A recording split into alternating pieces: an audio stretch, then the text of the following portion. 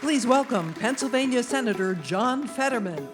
And here to lead the conversation is the Atlantic's editor-in-chief, Jeffrey Goldberg. Thank you. Thank you, all of you. I appreciate it. Glad to see you all still here. We had a great morning. We're going to have a great afternoon, partially in thanks to Senator Fetterman. Thank you for joining us. John. Or Senator Fetterman.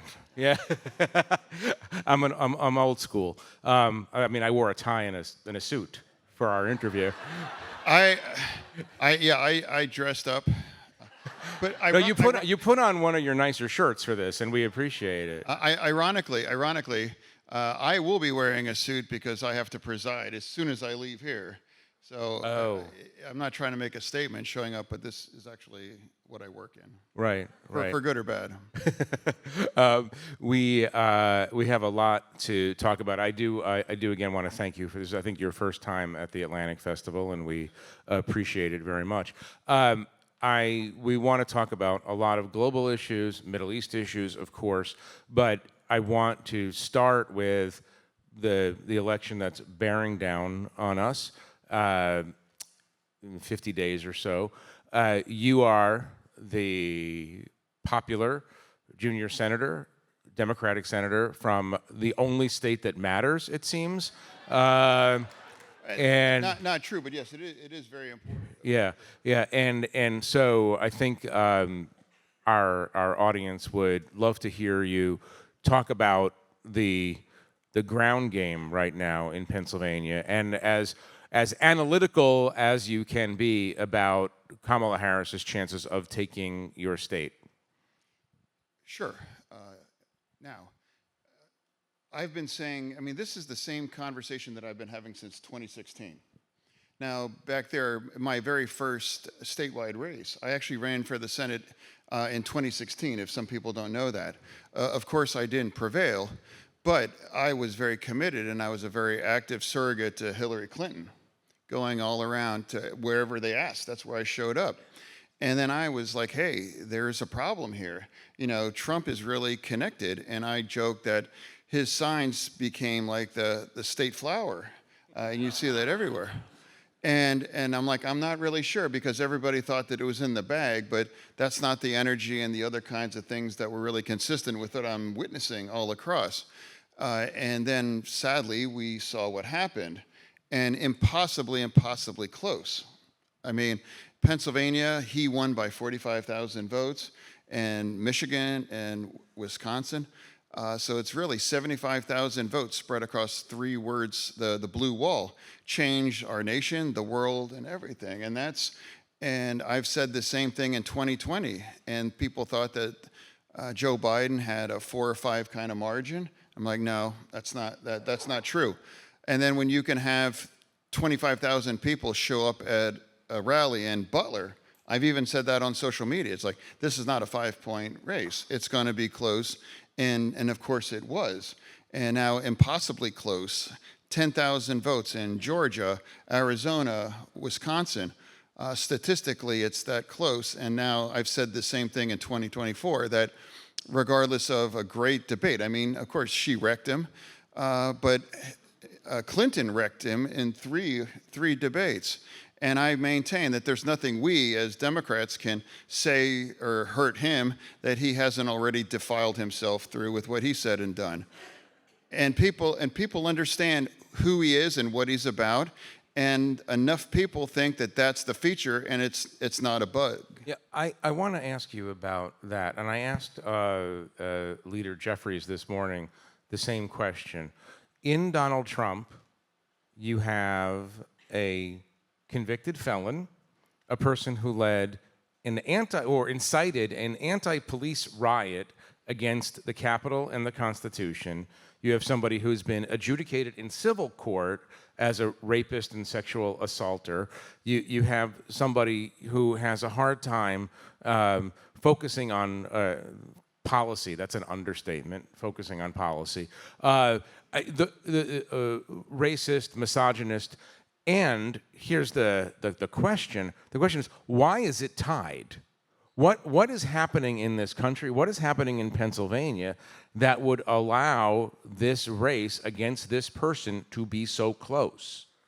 Because that's where we're at, and I just said that it's not about how sick the burns on Twitter are, or it's about money.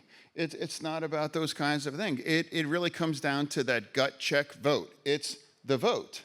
And some people are going to walk in there, and if there's any people that have already decided that, and they're going to say, what do I want in my gut for the next 4 years? Do I want that kind of mess and that kind of chaos for another 4 years? They know the kind of candidate that they would pick, and if they want that a new way forward, they are going to choose Harris, and it is going to be close, and she will prevail. I do believe that, but anyone thinks that somehow it's going to be a breakaway.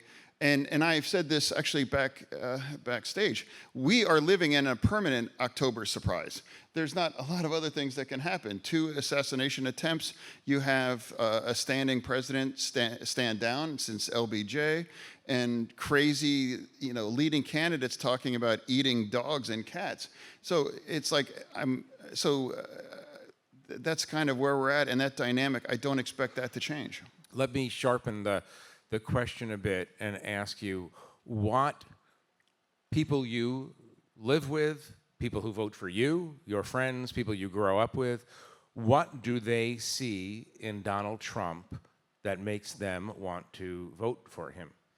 I know some people that are like, I personally think he's a terrible person, or I'm appalled by some of these things, but I fundamentally think that I'll still vote for him. And I think a lot of Republicans already agree with that. And I never agreed with our approach talking about that he's a convicted felon. I mean, I thought Democrats, we were the party that was all about second chances, and that we're not going to condemn somebody based on mistakes or things in that kind of situation. And I was convinced, too, that those kinds of trials and that kinds of thing, it's not going to have any impact on that. It's like, what's left? He's been impeached twice. Now it's been 2 attempted assassinations, one where a bullet actually hit him.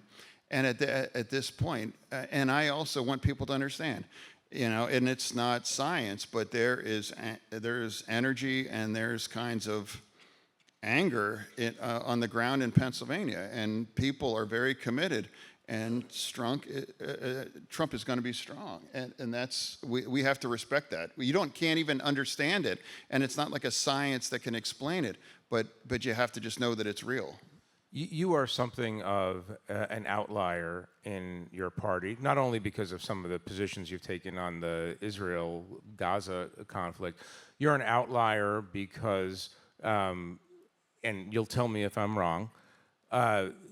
You see the party as going too woke in a kind of way, that you see the party drifting from working class people and working class concerns. Is that fair? No, I don't judge anyone in my party what their views are and what their. I'm not going to show up in someone's district or in their state saying you're wrong, you got to agree with me or anything.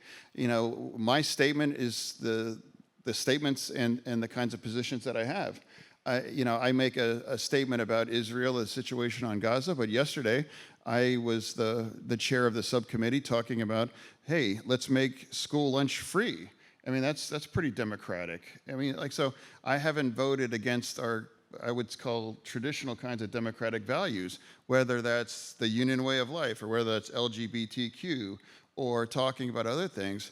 But and I've never been offended or outraged by somebody other views that are different than mine. And I've never tried to convince anyone that I happen to think if I'm on the right side. What would you say to Kamala Harris and the other leaders of your party if you want to win back the support of white, high school educated Pennsylvanians who you've pretty severely lost over the last number of years? What would the strategy be that you would recommend, not only for the next 45, 50 days, but onward? No, I have a running joke, but it's I genuinely don't give people advice, and then I say except in fashion, and And then it's like I'm not going to sit down with a sitting vice president and tell her or say, hey, no, you better, or hey, I'm telling you, or it's like I'm certainly not going to mansplain the vice president, and she's perfectly capable and she's incredibly successful, and I mean, she smoked him in the debate, and I trust her instincts, and she's got a great team surrounded by her, and she is she's an amazing candidate overall. But I would also remind you that Secretary Clinton was fantastic, perhaps the most supremely accomplished kinds of candidate that I can ever remember, and see what happens. And Trump has created a special kind of a hold within the corner, and he's remade the party, and he has a special kind of place in Pennsylvania, and I think that only deepened after that first assassination attempt.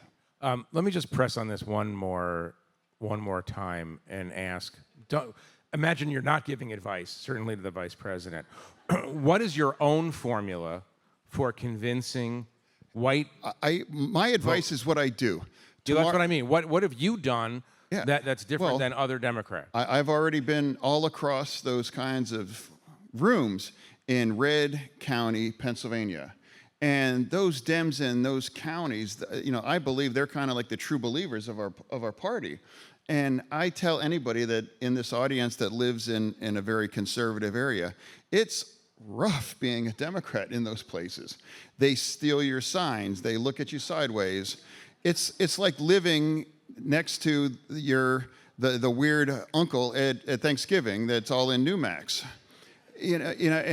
But still they're willing to do the hard work. And it's never going to be flipping the county and turning it from red to blue. It's not the color, it's the margin. And that's how you can jam up the Republicans there. And everybody assumed that Trump would have a Romney-esque kind of a percentage. And he turned into 80s. And then that's not important necessarily if it's a small county, but there's 56 cousins, and times that by 56, and it matters. And then that's why it scales it, and that's how he was able to get behind that. And if you lose by 82 to 18, that's bad. And if you can jam it up into the 60s across, and that's how we scale, because we have we have Philadelphia, we have Pittsburgh, and we have other smaller cities across Pennsylvania. And that's, in my opinion. And now tomorrow night, I'm going to be in Lawrence County. Saturday night, I'm going to be in Indiana County, and actually Trump will be there too. And then on Sunday, I'm driving 5 hours to a fairly remote part of Pennsylvania, and that's an event that has around 11 kinds of small counties to have those events, and it's hundreds and hundreds of people. And then next Thursday, I'm going to leave, and I'm flying to Butler County, and then Friday, I'm doing an event in Erie. I mean, it's like I'm showing up in the rooms. And that's my advice. I mean, I'm living my advice. I'm not sitting around saying you should. It's saying I'm doing, and that's what I believe. Let me ask you about one question about President Biden, who you're very close to. You were one of the few Democrats as that situation was tipping. The Speaker of the House, former Speaker of the House. Many other Democrats were saying time's up for Joe Biden's candidacy. You were fierce in your loyalty to him, your devotion to him, and in your belief that he could win the presidency.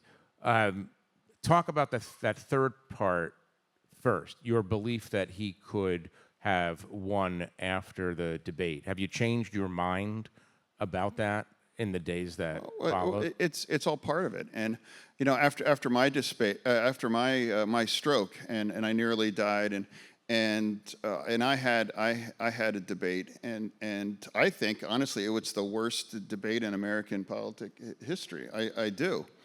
And if that really was the most important thing, I wouldn't be sitting in a chair having this conversation with you tonight. And then also, the president was so kind, and he embraced me. He didn't back away. He's like, oh, this guy had a stroke. I don't know. And he showed up, and he was loyal to me. And then I won by 5 points after that. And I like to remind people that he's been a spectacular president. I mean, look at what he's done. Look at what he's done.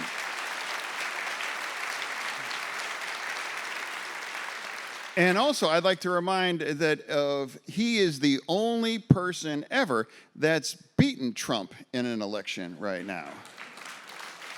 And this is not a guy that's just trying to cling to power or whatever. It's like I do believe he was coming from a sincere and a deep moral place. That's like he fundamentally believes that he has one last job and one less thing to give to this nation, and that's to take the trash out. And now we can all really move moving on. And I believe that.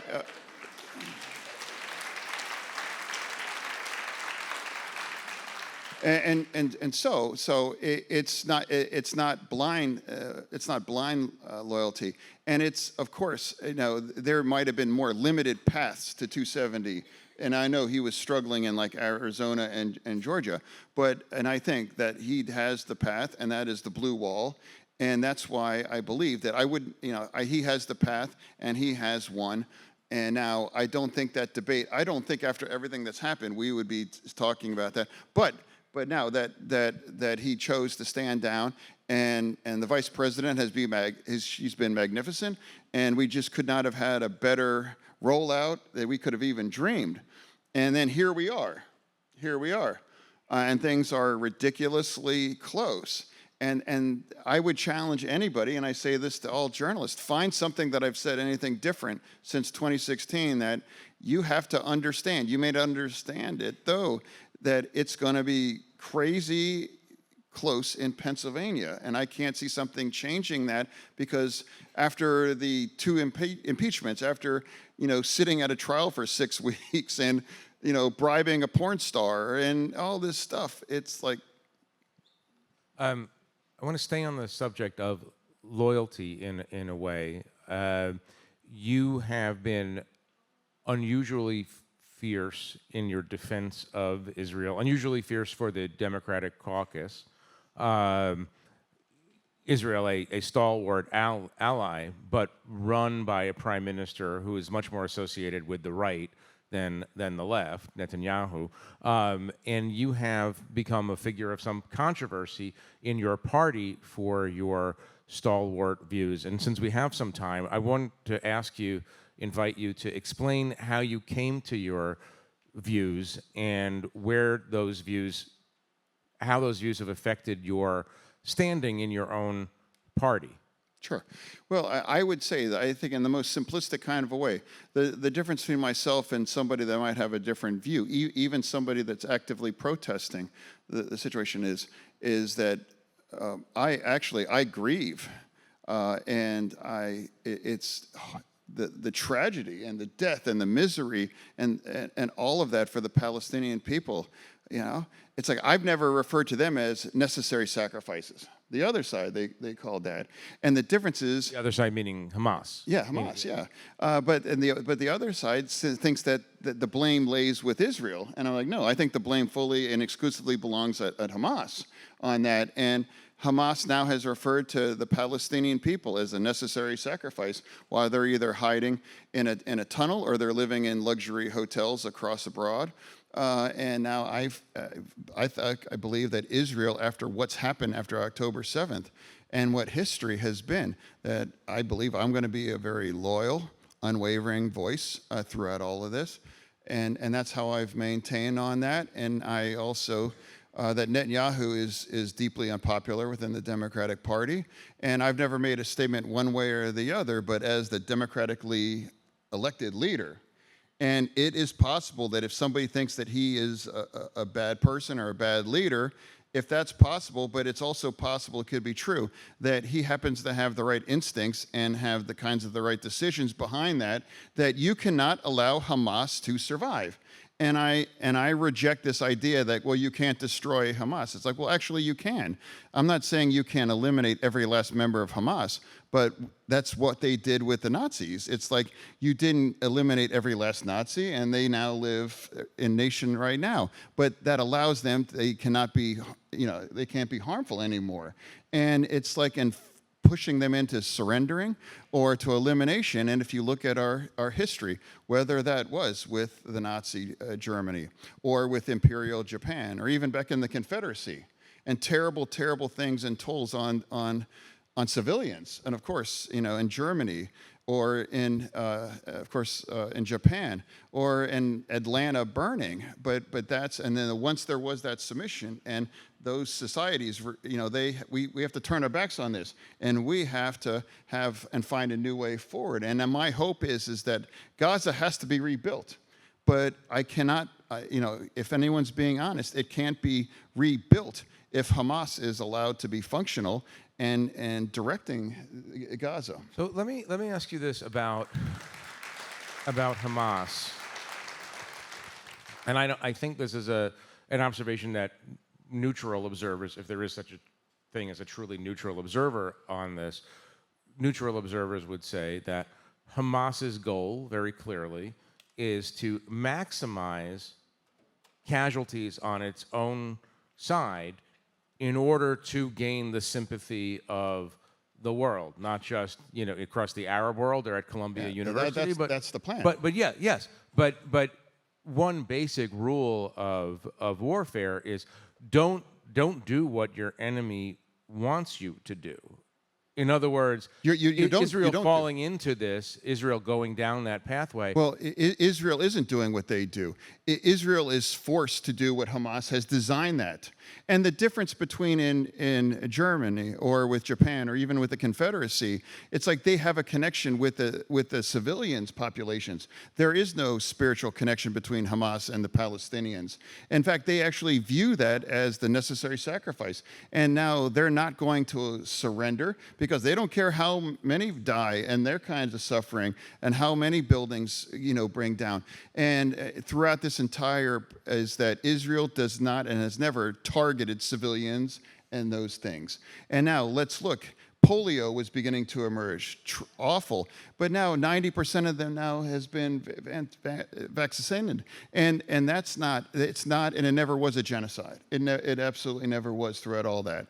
And now here we are, almost coming up into a year, and Israel has always fought to maintain the death and the kind of misery. And now remember, all of this could end if Hamas just surrenders and just sends everybody gives up back. The hostages. Yeah.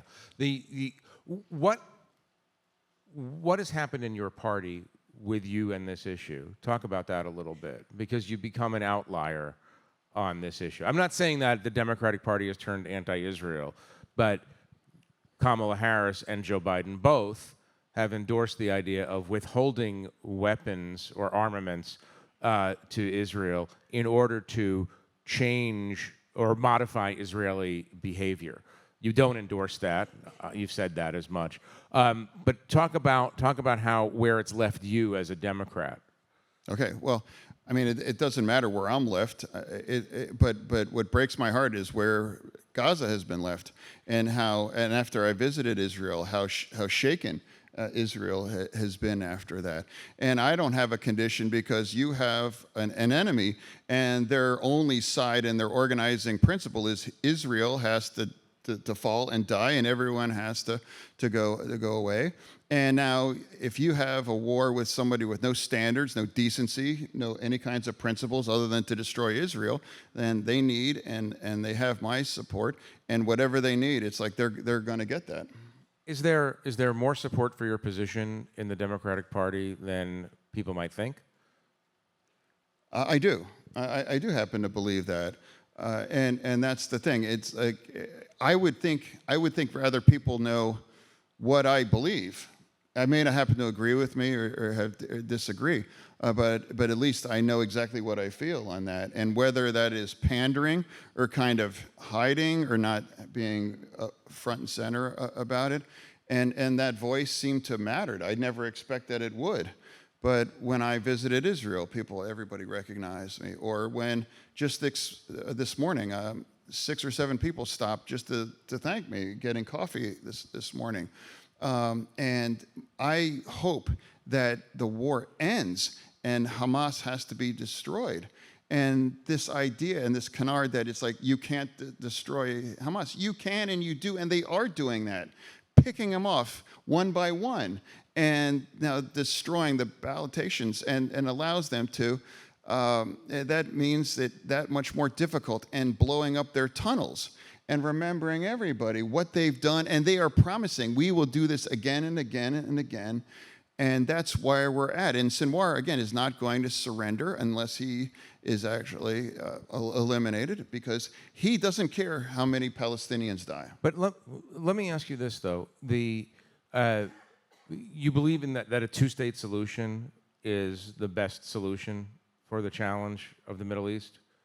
I don't know. After everything that's happened and things where we're at, and then if you examine the kinds of history of the kind of deals that have been offered, again and again and again that were rejected. But then, as a friend of Israel, what happens if Israel maintains its settlements in the West Bank? Let's take Gaza off the table for a second. If Israel maintains that kind of control in the West Bank and doesn't allow for the growth of a Palestinian, so the emergence of a Palestinian state, what then is the long-term solution?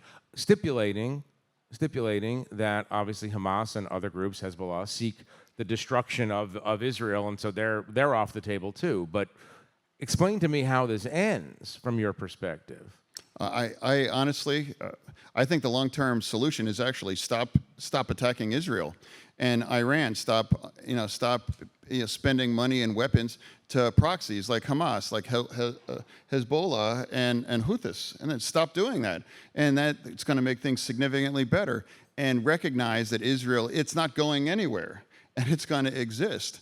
And what happened with like the beepers and the walkie-talkies, it's like it reminds people that Israel's able to touch a lot of people whenever they need to reach them, and people that they've been promising that they're going to harm Israel. Stop, shooting rockets at civilians in Israel. I'm willing to bet that things are going to stop going boom, and beepers. Where did this? One final question on this. Where did this come from? Where did this feeling originally come from? I just think anyone that studies the history and you look at what's happened to the Jewish community and brought Israel and the creation about, and 67, 73, and all these other kinds of things, and that's why I believe standing on this side and the nation that protects and projects the kind of values that we live and the lives we all would want to live in, that really exists only one place in the Middle East, and that's Israel. And I promise you, Israel is not going to go on the offensive and start attacking all of those neighbors. I think if everybody can agree that Israel is going to exist, and let's just figure out a way to get along and work this out, because right now, if you have in your charter, Israel has to be destroyed, front and back, it's going to be hard to negotiate. It's a bad negotiating. That's not negotiation. That's a threat, and they've been committed to that. Right. One final question for you, radically different than domestic politics or global politics, but a lot of people asked me to ask you this, and I think it's important to bring these issues out. It's well known that after the stroke especially, you sought help for depression, and people asked me when they found out that I was interviewing you, ask him how he's doing. And the question is that, and what you would say to people who are also struggling with those issues. Oh, I have that. That's an ongoing conversation that I have. Just like, the conversation with folks on Israel, I never expected that message would penetrate and reach people, but on the regular, people reach out and have conversations and ask. It's like I've had active conversations with members of Congress that now have been there. I've had a conversation with a dad. It's like my 15-year-old child tried to take their life, and I've had conversations with them. And I'm not an expert, because I'm a guy that's been there. And then I took it one level beyond and talking about self-harm. I originally thought I wasn't going to talk about that because that's definitely not a political winner. But since but I'm like, hey, if I'm being really honest, I have that conversation because a lot of people, could be in that place. And that's what I've done, and talking about it and addressing it. And now, I'm not an expert, but what I will say, that whatever your path is, whatever the kind of resources is, or what's your experiences that brought you to that point, I promise you, stay in the game. Stay in the game. If you start to consider self-harm, that is the ultimate decision. You will regret that, and you can't come back that. But I promise you, it can get better. It will get better, and if you can get help, stay in that game. And if you promise yourself, I promise you, it will get better. And it was in that very, very dark, when I was in that,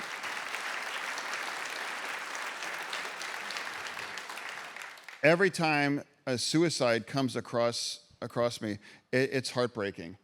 How horrible that is, especially if it's a young person. I'm begging you, anyone, stay in the game. And your path will be different for everyone. And it's not going to be a day or a week or a month better, but I am living proof that where I was, and after I thought I was going to die, and then after a terrible debate like you're done and he's a vegetable and other kinds of terrible things, and I'm just lucky to be here tonight or this afternoon, and now I'm just going to say and have these same kind of conversations because I wasn't surprised, but it has seemed to have resonated. And that's an honor and a duty to continue. Senator Fetterman, thank you so much for being with us. I really appreciate it. Thank you very much. John Fetterman, thank you.